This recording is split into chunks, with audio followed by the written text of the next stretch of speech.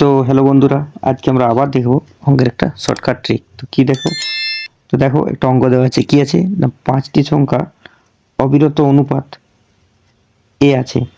চতুর্থ ও পঞ্চম সংখ্যাটি যথাক্রমে 54 ও 162 হলে প্রথম সংখ্যাটি নির্ণয় করো। দেখো তাহলে 5টা সংখ্যা আছে, তাহলে ফার্স্ট, সেকেন্ড, থার্ড, ফোর্থ আর 5, 5টা সংখ্যা আছে। কি বলেছে? চতুর্থ ও পঞ্চম সংখ্যাটি।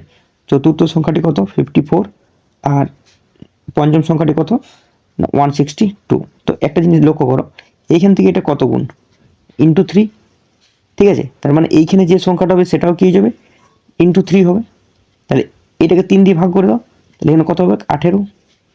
ঠিক আছে, এটাও কি হয়ে যাবে? ইন্টু 3। এইদিকে গেলে ইন্টু 3, এদিকে গেলে ভাগ করে দাও 3, তাহলে কত হবে? এটা 6।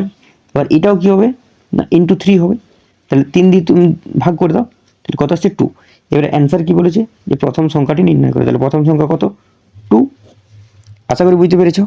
দেখো কি করলাম, আরেকবার দেখো কি দেওয়া আছে না, 5টা সংখ্যা পরপর অবিরত অনুপাতে আছে। ঠিক আছে, তো আমরা ভাবলাম যে 1 2 3 4 5টা সংখ্যা পরপর আছে।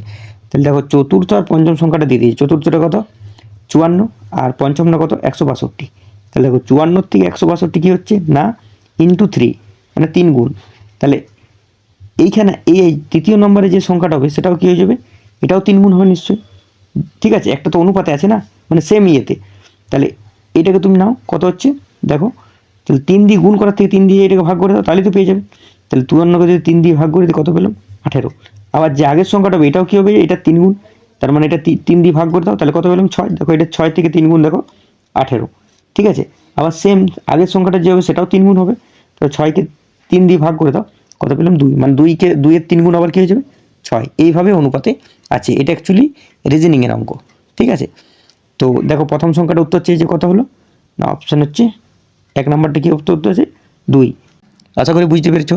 যদি বুঝতে পেরেছো তাহলে চ্যানেলটিকে অবশ্যই সাবস্ক্রাইব করে রাখো এবং লাইক, কমেন্ট আর শেয়ারটা একটু করে দিও। Thank you.